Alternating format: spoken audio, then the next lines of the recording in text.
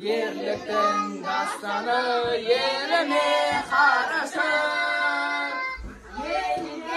Ер деген даңқымыз шықты ғой, намысын бермеген қазағым мықты ғой.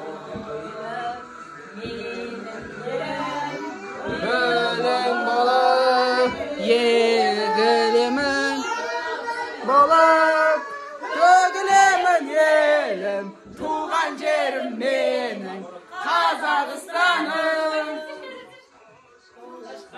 Кең байтақ жерім бар, бірлігі жарасқан тәуелсіз елім бар. Қарсы алған уақытты мәңгілік досындай, біздің ел бақытты, біздің ел осындай. Елім